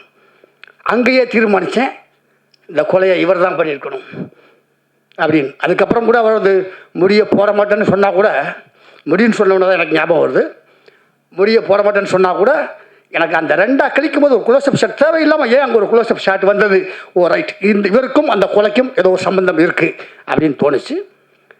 பட் கல்வியை பற்றி நிறையா சொல்லிச்சு. கல்வி எல்லோருக்கும் கொடுக்கப்பட வேண்டும் அப்படிங்கிறது ஈழத்தில் ஏற்பட்ட இழப்புகளையும் பாதிப்புகளையும் ஆணித்தரமாக இதில் நிறைய சொல்லியிருக்கு. இந்த படத்தில் நடித்த நடிகர்கள் எனக்கு இதுக்கு முன்னாடி அறிமுகம் இல்லை. ஆனால் படம் பார்க்கும்போது என்னுடைய மனதுக்கு நெருக்கமாகவே எல்லோரும் இருந்தார்கள் அப்படின்னு சொல்லலாம். ஏன்னா நான் தினசரி ஒரு 2-3 இலங்கை சார்ந்த நண்பர்கள் ஃபோன்லேயோ இல்லை நேர்லேயோ சந்தித்து பேசக்கூடிய வாய்ப்பு எனக்கு ஏற்பட்டது. அது கூட இந்த கடலை மிட்டாய்க்கு சில வசனங்களுக்கு எங்களுக்கு அர்த்தம் தெரியாமல் இருக்கலாம். அந்த கடலை மிட்டாய்க்கு என்னமோ சொன்னாங்களே, இது என்னவா இருக்கும், அல்வாடுறாங்க, ஏதோ பேர் சொன்னாங்க, என்னன்னு அந்த கடலை மிட்டாயை காமிச்சு இது கொடுக்கும்போது தான், ஓ கடலை மிட்டாய்க்கு தான் இப்படி ஒரு பேர் இருக்கா அப்படின்னு தெரிஞ்சு. இந்த மாதிரி பல விஷயங்கள் இதில் பேன் இண்டியா அளவில் பல குத்துப்பாடல்கள் இல்லை, ரத்தம் செந்தலை, ஏகப்பட்ட பொருட்செலவு சேதம் இல்லை. அப்படி இருந்தாலும் அங்கங்கே அவர்கள் நினைத்ததை பதிவு செய்திருக்கிறாங்க. ஏன்னா எங்கள் மேனேஜர் பிஆர்ஓ சார்கிட்ட கூட கேட்டேன், சார் இது ஸ்ரீலங்கா படம் ஸ்ரீலங்காவில் ஓட போதா இல்லை இங்கே ஓட போதா அப்படின்னு கேட்டேன். எனக்கு இதுவரை கூட தெரியாது. ஸ்ரீலங்கா மக்கள் ஸ்ரீலங்காவுக்குள்ளே படம் எடுத்து அங்கே ரிலீஸ் பண்ணுறாங்க. அங்கேயும் தமிழ் மாதிரி அங்கே ஒரு குரூப் இருக்குது, ஒரு ஒரு தொழில்நுட்ப கலைஞர்கள் இருக்காங்கிறதே எனக்கு இப்போ சார்கிட்ட கேட்டு தான் தெரிஞ்சுக்கிட்டேன். அதுவும் சார் பேசும்போது இது 3வது படம் அப்படின்னு சொன்னாங்க. உண்மையிலேயே அனைவருக்கும் வாழ்த்துக்கள். ஏன்னா இப்படி படைப்புகள் நிறையா வரணும், வெற்றி பெறணும். இது ஒவ்வொரு ஃப்ரேமும் பிரித்து பேசக்கூடிய பல தொழில்நுட்ப கலைஞர்கள் இருக்கிறாங்க. அவங்களுக்கெல்லாம் வழிவிட்டு இப்படி ஒரு அருமையான படத்தை பார்ப்பதற்கும் தொழில்நுட்ப கலைஞர்கள் அனைவருக்கும் என்னுடைய மனமார்ந்த வாழ்த்துக்கள். இந்த மாதிரி படைப்புகள் நிறைய வர வேண்டும் என்று வாழ்த்து விடுகிறேன். நன்றி, வணக்கம்.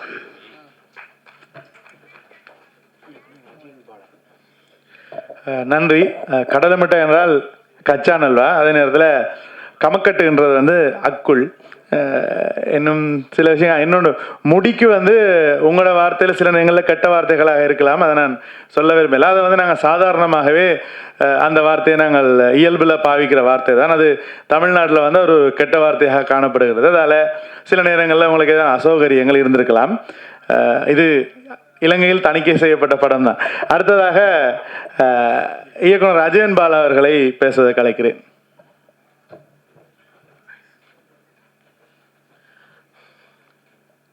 அனைவருக்கும் வணக்கம். பொதுவாக நான் வந்து ஒரு தடவை ஒரு தெருவழியாக போனாலே 2வது தடவை போக மாட்டேன். ஆனால் நம்முடைய ஊடக நண்பர்கள் தினசரி கிட்டத்தட்ட எங்கள் பிரசாத் லேபுக்கு வந்து இந்த மாதிரி நிகழ்ச்சிகளை பார்த்து அதை பதிவு செய்கிறது வந்து எவ்வளோ சிரமமான வேலைன்னு எனக்கு தெரியும். அதுவும் இவ்வளோ நேரம் பொறுமையாக உட்காந்து கேட்டு அதை பதிவு செய்கிறீங்க. உங்கள் அனைவருக்கும் என்னுடைய நன்றி.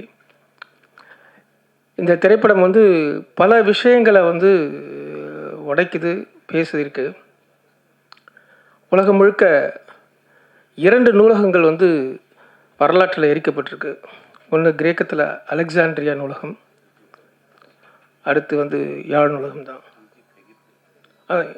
எகிப்தில் அலெக்சாண்ட்ரியாவும் தான். அலெக்சாண்ட்ரியா பற்றின நூலகம் பற்றின சில குறிப்புகள் வந்து கிளியோபாட்ரா படத்தில் வந்திருக்கு. ஆனால் அதை ஒட்டியான முழுமையாக படம் வந்து வந்திருக்கான்றது எனக்கு தெரிஞ்சு இல்லை. முதல் முறையாக ஒரு நூலகம் எரித்ததை பற்றிய ஒரு திரைப்படம் வந்து உலகத்தில் முதல் முறையாக இந்த தீப்பந்தம் செஞ்சுருக்கு. அதுக்காக நம்ம எல்லோரும் கைத்தட்டலாம். ஒவ்வொரு இனத்துக்கும் ஒரு தன்னியல்பான ஒரு குணம் உண்டு. தமிழர்களுக்கென்று மிக முக்கியமான குணம் அது வரலாற்றை கடத்துறது தான். வரலாற்றை அடுத்த தலைமுறைக்கு கடத்துறதுல வந்து தமிழின மாதிரியான ஒரு அதுக்கு உண்டான ஒரு தன்னுணர்வு தாண்டின ஒரு செயல் வந்து வேறு எந்த இனத்துக்கும் எனக்கு தெரிஞ்சு இல்லை. அந்த விதத்தில் ஒரு வரலாறை எரியிறது வந்து மிகப்பெரிய கொடுமையான செயல். ஒரு கிராமம் எரியுது மாதிரி இல்லை, 100 மனிதர்கள் எரியுதை விட ஒரு புத்தகம் எரிகிறது மிகப்பெரிய வேதனையான விஷயம்.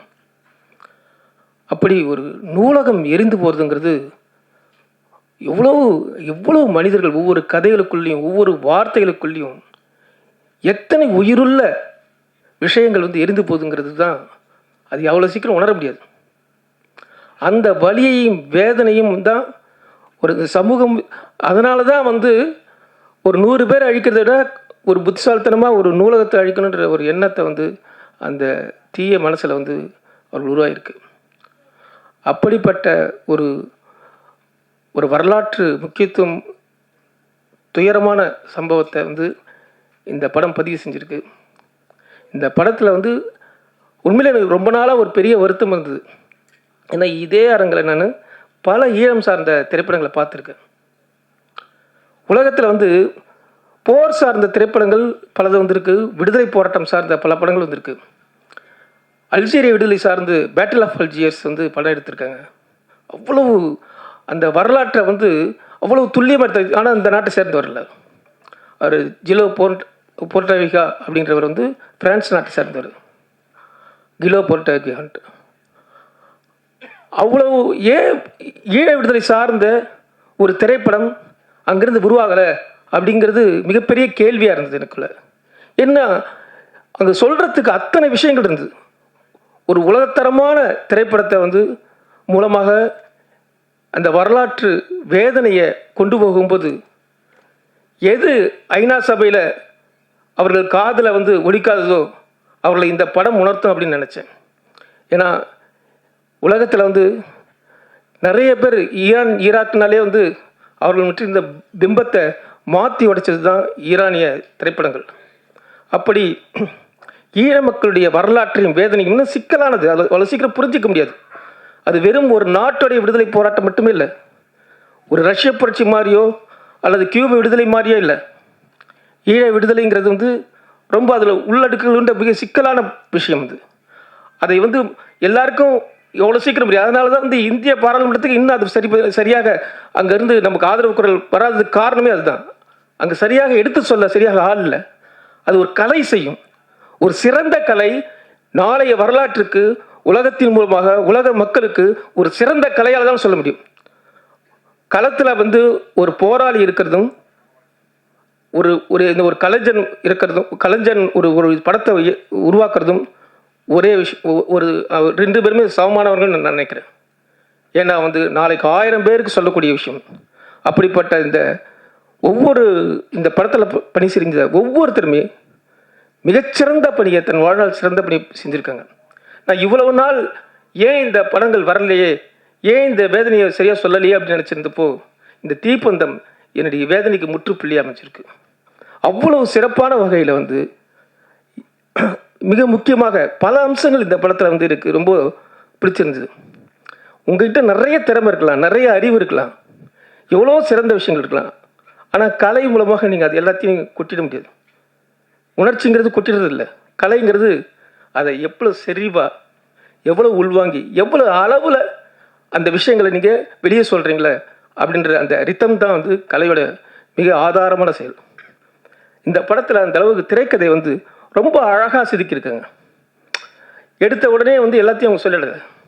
எதை பற்றின இந்த திரைக்கதை அப்படிங்கிறத வந்து நாசுக்கா ரொம்ப சில ஷார்ட்ஸில் மட்டும் அந்த ஃபிலிம் இதில் பார்த்துட்டு அதுக்கப்புறம் கதை வேற ஒரு திசையில் பயணித்து ஒரு கட்டத்துக்கு வந்ததுக்கு அப்புறம் தான் இந்த கதையை வந்து ரொம்ப அருமையாக இது வந்து அதுவும் சட்டிலிட்டியாக ஒரு ஆவணப்படுத்துதல் அப்படிங்கிறது எவ்வளவு முக்கியமான செயல் அப்படிங்கிறத ரொம்ப சட்டிலாக ரொம்ப அழகாக கலைக்கான அத்தனை குணங்களோட இந்த திரைக்கதையை வந்து ரொம்ப நிதானமாக நிறுத்தி அழகாக அளவெடுத்த மாதிரி இதை கொண்டு போகிற அந்த ஆற்றல் இருக்குல்ல, அந்த ஆற்றல் மிகச்சிறந்த ஆற்றல். அந்த ஆற்றல் வந்து அதுதான் உலக சினிமாவாக வெளிப்படுத்தக்கூடிய ஆற்றல். அப்படிப்பட்ட ஆற்றலை வந்து ரொம்ப அழகாக திரைக்கதையில் மட்டும் இல்லாமல் ஒளிப்பதிவுலையும் ரொம்ப பிரமாதம் பண்ணியிருக்காங்க. பர்டிகுலராக அந்த கிணத்துலேருந்து அந்த பாடியை வெளியெடுக்கிற 2-3 ஷார்ட்ஸ் இருக்குல்ல, எக்ஸ்ட்ராடனரி. அது எப்படி எடுத்தாங்கன்னு தெரியல. ரொம்ப அழகாக ரொம்ப யோசனை பண்ணி இந்த இமேஜ் இப்படி தான் வரணும் அப்படிங்கிறத முன்கூட்டியே தீர்மானித்து அதை ரொம்ப அழகாக எடிட் பண்ணியிருக்காங்க. ரொம்ப அழகாக வெறும் எடுத்தது மட்டுமே இல்லை, கட் பண்ணால் அதை வந்து அந்த முழுசாக வெளியெடுக்கிறது காமிக்காமல் அந்த 4 பேர் தூக்கிட்டு போகிறது மட்டும் காமிச்சு ரொம்ப அழகாக பதிவு பண்ணி இமேஜஸ். அது வந்து வட்டமாக அந்த கடத்துலேருந்து எல்லோரும் எட்டி பார்க்குறது. பல இடங்களில் ஒரு உலகத்தரமான ஒரு ஒளிப்பதிவுக்கு இவர்கள் வந்து முயற்சி செஞ்சு அதை அருமையான வந்து எடிட் பண்ணியிருக்காங்க. எனக்கு ரொம்ப பிடிச்சது மியூசிக் தான். பிரமாதமான இசை. உண்மையிலே இந்த தமிழ்நாட்டில் வந்து இருந்ததுன்னா அடுத்து ஒரு ஏஆர் ரஹ்மான் அல்லது வந்து ஜி பிரகாஷ் அளவுக்கு வந்து ஒரு தமிழ் திரைப்படங்களில் உருவாக்கக்கூடிய இசையமைப்பாளர். ஏன்னா பின்னணி இசை வந்து ரொம்ப வித்தியாசமான இசை. இந்திய தலைமுறைக்கான ஒரு இசைக்கருவிகளை பயன்படுத்துகிற விதம் அவர்கிட்ட வந்து ரொம்ப திறமையாக இருக்குது. குறிப்பாக அந்த சஸ்பென்ஸ் த்ரில்லர் காட்சிகளில் அவர் அந்த வயலினை பயன்படுத்துகிற விதம் வந்து ரொம்ப பிரமாதம், எக்ஸலண்ட். அதே மாதிரி சவுண்டும் அந்த த்ரில்லர் மூடுக்கு வந்து சவுண்டு எஃபெக்ட்ஸ் வந்து பொதுவாக நம்ம ஈழப்பிரச்சனைகள் சார்ந்த படங்கள் வரும்போது எந்த இடத்துல அவங்க வீக்காக இருப்பாங்கன்னா 2 இடங்கள் வந்து திரைக்கதையும் அப்புறம் வந்து தொழில்நுட்பங்கள் 2 இடத்துலையும் வந்து வீக்காக இருப்பாங்க. ஆனால் இந்த படத்தில் வந்து ஸ்ட்ரைட் ஆப்போசிட்டாக அந்த இடத்துல ரொம்ப அழகாக ரொம்ப மெச்சூர்டாக ரொம்ப பிரமாதமாக அந்த இடத்த கடந்துருக்காங்க. அந்த சவுண்டு வந்து பிரமாதம். டெக்னிக்கலாக வந்து சவுண்டு, இசை, திரைக்கதை இது 3மே இந்த படத்தில் மிகச்சிறந்த விஷயங்கள். இவர்கள் வருங்காலத்தில் ஒரு உலகத்தின் தலை சிறந்த படத்தை இயக்குறதுக்கு தகுதியான ஒரு குழு அப்படிங்கிறது இந்த படத்தின் மூலமாக வெளிப்படுது.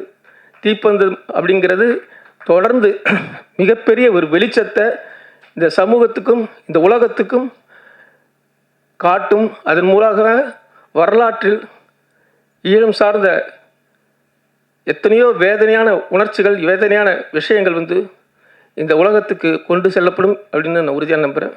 நன்றி.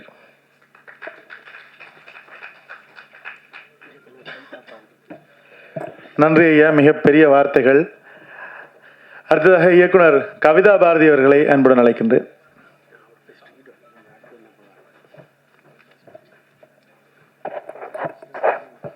அனைவருக்கும் வணக்கம். 3 நிமிடத்தில் முடித்துக் கொள்கிறேன். நேரமின்மை காரணமாக இந்த தொழில்நுட்ப கலைஞர்களை தோழர் ராசி அழகப்பனும் அஜயன் பாலாவும் பேசியதை நான் வழிமுறுகிறேன் உள்ளன்போடு. நாங்கள் ஈழத்தை சார்ந்த நண்பர்கள், எழுத்தாளர்களை பார்க்கும் போதெல்லாம் ஒன்றை சொல்வது வழக்கம். தம்பிகளே, இயக்கம் விட்ட இடத்தை இலக்கியம் தொடர வேண்டும், கலை தொடர வேண்டும். அரசியலை உலக அரங்கில் கொண்டு போய் சேர்ப்பதில் ஏதோ ஒரு தவறு நிகழ்ந்து விட்டது. கலையும் இலக்கியமும் அதை செய்ய வேண்டும் என்று வலியுறுத்தி கொண்டே இருப்போம். மருது சார் நாங்கள்லாம் அதை இந்த யுத்தம் நடந்தபோது 15 வயது இருந்த தம்பிகள் அதை செய்திருக்கிறார்கள். அனைவருக்கும் உங்கள் சார்பாக வாழ்த்துக்கள். தீப்பந்தம் என்றவுடன் நான் ஏதோ ஒரு போர்க்கள காட்சிகளை கொண்டு வரக்கூடிய ஒரு திரைப்படமாக இருக்கும் என்று நான் நினைத்தேன். அதற்கு மாறாக வேறொரு தளத்தில் இந்த கதையை யோசித்திருக்கிறார்கள். வன்முறை என்பது அறிவுசார் தளத்தில் நிகழ்த்தப்படுகிற வன்முறை, அதாவது கல்வி தரப்படுத்துதல், நூலகத்தை எரித்தல் என்கிற ஒரு ஆவணத்தை மிக அழகான கதையாக்கியிருக்கிறார்கள். இந்த தொடக்கம் இன்னும் நல்ல நல்ல நல்ல நல்ல திரைப்படங்களை உலக அரங்கில் எடுத்துச் சொல்லக்கூடிய படங்களாக வர வேண்டும் என்று நான் வாழ்த்துகிறேன், நம்புகிறேன். ஒரே ஒரு செய்தியை சொல்கிறேன் தம்பிகளே. அதாவது இந்த கதையை சொல்லும்போது நம்ம பேசும்போது கூட ரொம்ப வீரமாகவும் உணர்ச்சி வசப்பட்டும் இல்லை சோகமாகவும் பேசுகிறோம். அப்படி ஒரு கதையை அவர்கள் சொல்லியிருக்கலாம். ஆனால் அப்படியெல்லாம் அவங்க சொல்லவே இல்லை, உணர்ச்சி பூர்வமாக சொல்லவே இல்லை. மிக பகடியாக எல்லலாக சொல்கிறார்கள். அதில் ஒரு வசனம் வரும், அடுத்த மசுரை பிடுங்கி தான் நம்ம வாழணுன்னா அப்படியே வாழ்ந்துட்டு போகிறோம் அப்படின்னு வரும். அங்கே பிடுங்க போகிற மசுர் ஒருத்தர் என்ன மாதிரி ஒருத்தர் இருக்கார். அதற்குள்ளே இருக்கிற அரசியல் மிகவும் நுட்பமானது. அதை சொல்வதற்கு நேரமில்லை, நான் எழுதுகிறேன், எல்லோரும் அறிந்திருப்பீர்கள். ஒரே ஒரு செய்தியை சொல்கிறேன். இந்த படத்தில் ஒரு வசனம் வருகிறது, நாங்கள் நல்ல விஷயத்தை செய்யும் போதெல்லாம் எங்களை சுற்றி ஏதோ பிசாசுகள் வந்து அதை கெடுத்து விடுகின்றன என்று சொல்கிறார். இந்த ஒரு வரிக்குள் அடங்கி இருக்கிற ஒரு நூற்றாண்டின் வரலாறு மிகப்பெரியது. இதுதான் கலை செய்யக்கூடியது. தோழர்களே, நண்பர்களே, தம்பிகளே, இங்கும் நாங்கள் ஏதாவது நல்ல விஷயத்தை செய்ய நினைக்கும் போதெல்லாம் ஒரு பிசாசு கூட்டம் 2000 ஆண்டு காலமாக தடுத்து கொண்டே இருக்கிறது, இப்போதும் செய்கிறது. இங்கே அறிவுசார் தளத்தில் நிகழ்த்தி இருக்கிறது. கௌதமன் தொட்டு சென்றார், இங்கே கல்வித்துறையில் எப்படி நிகழ்த்தப்படுகிறது என்று. நீங்கள் எடுத்திருக்கிற படம், கலை ஒரு வரலாற்றை, ஒரு காலத்தை எப்படி ஆவணமாக்க வேண்டும் என்பதற்கான எங்களுக்கெல்லாம் ஒரு பாடம். தொடருங்கள். வாழ்த்துக்கள். நன்றி.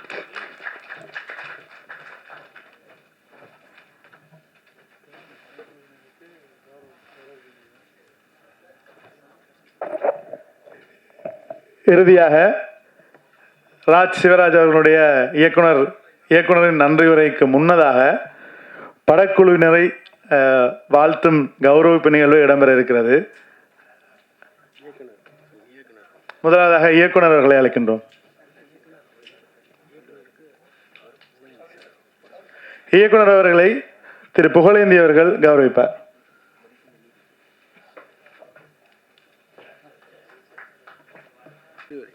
நன்றி உரை இடம்பெறும். எல்லோருக்கும் வணக்கம். எங்களோட அழைப்பை ஏற்று இங்கே வந்த எல்லோருக்கும் நான் முதல்ல நன்றி சொல்ல கடமைப்பட்டிருக்கேன். தனித்தனியாக சொல்ல நேரம் எல்லாருக்குமே போய்கொண்டிருக்கும். ஸோ எங்களோட அழைப்பை ஏற்று வந்த எல்லா நண்பர்களுக்கும், அண்ணமாருக்கும், ஐயாமார்களுக்கும் எல்லாருக்கும் நன்றி. நான் இதில் ஒரே ஒரு விஷயத்தை மட்டும் நான் சேர்த்து சொல்லிக்கொள்கிறேன். நான் வந்து இங்கே தான் படித்தேன். நான் 2007ஆம் ஆண்டு விஷுவல் கம்யூனிகேஷன் படித்தேன். நான் என் படத்தின் எடிட்டர் 2008ஆம் ஆண்டு விஷுவல் கம்யூனிகேஷன் இங்கே தான் படித்தவர். நாங்கள் படிச்சுட்டு இங்கே படம் எடுக்கணுமென்று ஆசைப்படையில. நாங்கள் படிச்சுட்டு இந்த படிப்பை வச்சுக்கொண்டு எங்கட கதைகளை எங்கட இடத்துலேருந்து சொல்லணுமென்று ஆசைப்பட்டேன். நான் 2010 படித்த உடனே நான் யாழ்ப்பாணம் போயிட்டேன். அவரும் படிப்பை முடிச்சுட்டு அங்கே வந்துட்டார். எங்கட கதைகளை நாங்கள் தான் சொல்லணும். என்னென்ன மற்றாக்கள் சொல்லக்கூடாதுன்னு இல்லை, நாங்கள் சொல்லிக்க இன்னும் கொஞ்சம் உணர்ச்சி பூர்வமாக உண்மையாக சொல்லுவோம், வேறு எந்த தாக்கங்களும் இல்லாமல் சொல்லுவோம் என்றதான் அந்த அதில் உண்மை. மற்ற சொன்னாங்க இந்த போராட்டம் இன்னும் போராடணும், சண்டை இருக்கணும் அப்படின்ட்டு. நான் ஒரே ஒரு விஷயத்த சொல்லிக்கொள்கிறேன். என்னென்னா, இந்த உலகத்தில் போராட்ட வடிவங்கள் மாறலாம். இப்போ எங்களோட போராட்ட வடிவம் மாறி இருக்குன்னு நினைக்கிறேன். நன்றி.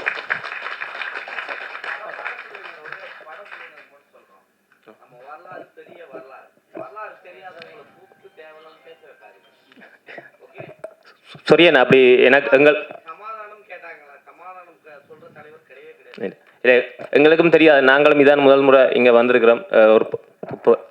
ஒரு படத்தை கொண்டு வந்து அப்போ எங்களுக்கு இது ஏதாவது அதில் தவறுதலாக ஏதாவது கதைச்சிருந்தா அனைவரும் சார்பாக நான் மன்னிப்பு கேட்டுக்கொள்கிறேன். நன்றி. நன்றி, அனைவருக்குமே நன்றிகள். குறிப்பாக நாங்களும் யூடியூபர்ஸ் தான். பூவன் மீடியா, பெட்ரோல் ஷெட் நாங்கள் ஈழத்தில் யூடியூப் வச்சிருக்கிறவர்கள் தான். எனவே உங்களுடைய கஷ்டம் எங்களுக்கும் தெரியும். எனவே எல்லோருக்கும் பெரிய நன்றிகளை நாங்கள் தெரிவித்துக் கொள்கிறோம். அதே நேரத்தில் பத்திரிகையாளர்கள் எல்லார் மீதும் எங்களுக்கு மிகுந்த மரியாதை இருக்கிறது. எல்லோருக்குமே எங்களுடைய தனிப்பட்ட நன்றிகளை எல்லோருக்கும் தெரிவித்துக் கொள்கின்றோம். நன்றிகள். தொடர்ந்து தீப்பந்தம் திரைப்படம் சம்பந்தமாக நீங்கள் உங்களுடைய நண்பர்களிடம் சொல்லுங்கள். இங்கே இருக்கிற நண்பர்கள் பார்ப்பதற்கும் இலகுவான படமாக இருக்கும். அதை தாண்டி இந்த படத்தில் பல அரசியல் நாங்கள் கதைச்சிருக்கிறோம். அந்த அரசியல் இங்கிருந்தும் பேசப்பட வேண்டும் என்பதற்காக நாங்கள் இந்த படத்தை தென்னிந்தியாவில் சென்னையில் வந்து திரையிட்டு இருக்கிறோம். குறிப்பாக சொல்ல போனால் எங்களை பொறுத்த வரைக்கும் ஒரு புதியதான ஒரு புது திரை முயற்சி தான் இதெல்லாம். இந்த 2009க்கு பிறகு எங்களுக்கு 1990களில் 2000களில் எல்லாம் அருமையான திரைப்படங்கள் அங்கே வெளியாக இருந்தன, பாடல்கள் வெளியாக இருந்தன. கலை வந்து ஒரு போராட்டத்துக்கு பெரும் உத்தியாக பயன்படுத்தப்பட்டு கொண்டிருந்த மண்ணில் தான் நாங்கள் எல்லாரும் பிறந்திருந்த நாங்கள். அதன் தொடர்ச்சியாக கலைகளூடாக சமூக மாற்றங்களை கொண்டு வரணும் என்பது எங்கள் எல்லாருக்கும் ஒரு மிக பிரதானமான விஷயமாக காணப்பட்டது. அப்போ அதன் விளைவாகத்தான் நாங்கள் இந்த படத்தை எடுத்திருக்கிறோம். இந்த படத்தில் சில விஷயங்களை நாங்கள் சொல்ல நினைச்சிருக்கிறோம். இந்த மேடையில் இருக்கிறவர்கள் பலர் வந்து எங்களுக்கு தெரியாத பல விஷயங்களை ஈழம் சார்ந்து தெரிஞ்சு வச்சிருக்கிறார்கள்ன்றது எங்களுக்கு ஒவ்வொரு தரையும் அழைக்கும் போது பேசும்போது பல விஷயங்கள் எங்களுக்கு தெரிஞ்சிருந்தது. அதில் பலது வந்து நாங்கள் வந்து நான் 94ஆம் ஆண்டு பிறந்த நான் 2009 எனக்கு 15 வயசு. இவர்கள் எல்லாருமே அதே வயசு ஒத்தவர்கள் தான். அப்போ நாங்கள் வந்து கிட்டத்தட்ட இந்த 2ஆம் தலைமுறையினர். எங்களுக்கு அடுத்ததாக இன்னொரு தலைமுறை வந்திருக்கு, இந்த 2K கிட்ஸ்ன்னு நாங்கள் சொல்லுவோம். அந்த தலைமுறைக்கெல்லாம் எதற்காக பிரச்சனைகள் அங்கே உருவானது என்ற மாதிரியான எதுவுமே தெரியாத ஒரு சூழல் அங்கே காணப்பட்டு கொண்டு இருக்குது. அப்போ அவர்களுக்கு சில விஷயங்களை புரிய வைக்கணும். ஆனால் அதை சும்மா ஆவணங்களாக எடுத்தோ அல்லது ஆவணப்படங்களாக எடுத்தோ புரிய வைக்கலாது. சினிமா என்ற ஒரு அற்புதமான கலை வடிவமூடாகத்தான் அதை புரிய வைக்கலாம் என்ற முயற்சியாக தான் இந்த படத்தை நாங்கள் எடுத்திருந்தாங்க. எனவே இந்த நிகழ்ச்சிக்கு வருகை தந்த, இந்த திரையிடலுக்கு வருகை தந்த அனைத்து விருந்தினர்களுக்கும் நம்மளுடைய சிரம் தாழ்ந்த நன்றிகளை தெரிவித்துக் கொள்கிறோம். அதே நேரத்தில் எல்லாரையும் நான் வரவேற்கிறேன். இவ்வளவு நேரமும் படத்தை இருந்து பார்த்த உங்கள் எல்லாருக்குமே எங்களுடைய மனமார்ந்த நன்றிகள் ஈழத்து மக்கள்கிட்ட இருந்து நான் தெரிவித்துக் கொள்கிறேன். இந்த படத்தை அமைதியாக இருந்து பார்த்து முடித்தமைக்கு அதுக்கே எங்களுக்கு பெரிய நன்றிகளை நாங்கள் தெரிவித்துக் கொள்கிறோம். கிட்டத்தட்ட அரங்கு இந்த காட்சிகளாக இது திரையிடப்பட்டு கொண்டிருந்தது.